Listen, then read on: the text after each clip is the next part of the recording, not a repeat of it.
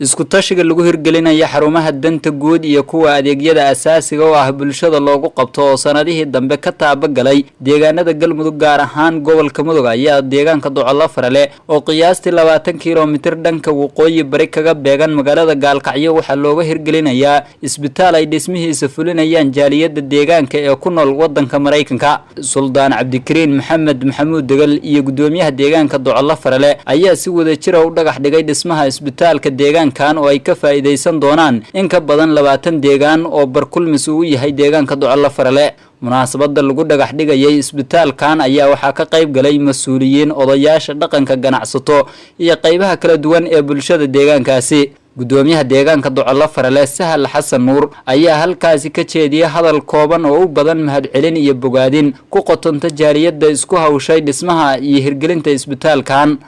dhagax dhiga isbitaalka Docolo ka soo qayb gashay isbitaalkaas oo ay ka qayb qaadanayaan dhismihiisa jaaliyada reer Docolo dad ka mid ah gabdhaha reer Mareykan iyo wadamo kale oo kala gedisan jooga ku qalab qaatay isku taxalluujiyay meesha inay ka dhisaan isbitaal aad u joodaan awal ay dhisnaan labada qol intaas kale ay ku darahayaan qol weyn deyn iyo agab kale wixii kale oo isbitaalkaas u baahan yahay inay ku daraan gabdhaha jaaliyada ka soo jeeda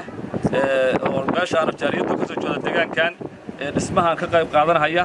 aad iyo aad baan u bahad celinaynaa. qaar ka mid ah bulshadii iyo mas'uuliyiinta ka qayb galay dhagax dhigga isbitaalkan ayaa sheegay baahida bulshada deegaankan ay u qabeen hirgelinta xarun caafimaad gaar ahaan hooyada iyo dhallaanka. annagoo rabno inaan u dhagax dhigno isbitaal weyn ay kaga maarmaan magaalada Gaalkacyo oo masaafo u jida bulsho weynta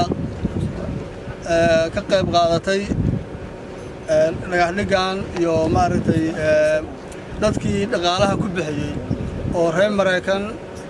iyo meel walba ay joogaan dunida oo rag iyo dumarba iska leh aad baan kaga mahad celinaynaa.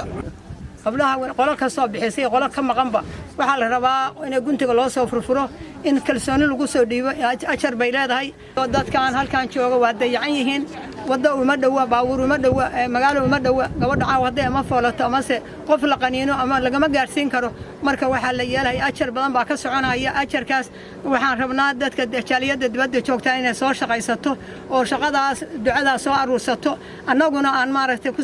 sii tabarrucaadno sidoo kale af iyo aadin ba inta isla gaari karno. aad iyo aad baan ugu faraxsanahay inaan ka soo qayb galo dhagax dhigga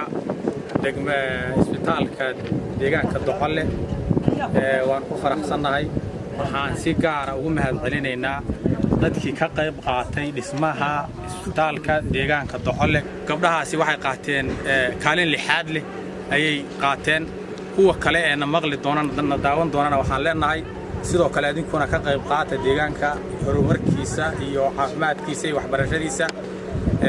jazakallahu khayran. gunaanadkii munaasabada dhagax dhigga ayaa waxa hadal ka jeediyay odayaasha dhaqanka iyo Suldaan Cabdikariin Maxamed Maxamuud Degal waxayna sheegeen in baahida arrimaha bulshada ee ka jirta deegaankan aysan ahayn kaliya caafimaadka balse loo baahan yahay in wax laga qabto dhanka waxbarashada iyo adeegyada kale ee bulshada asaasiga oo ah.